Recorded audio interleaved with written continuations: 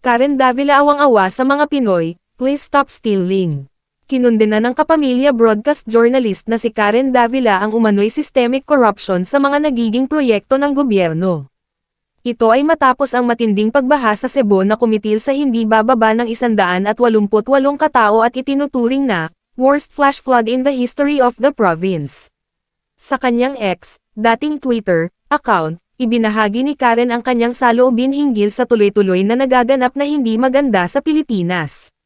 How corruption may have cost life, 188 dead and rising.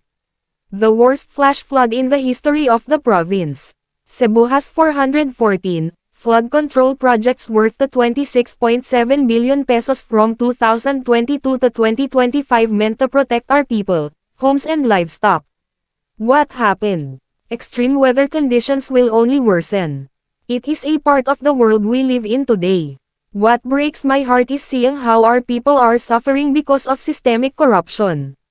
Nakakaawa ang ordinaryong Pilipino. Habang nagdurusa sa hirap at kalamidad, maraming politiko naliligo sa nakaw na yaman. Please, stop stealing.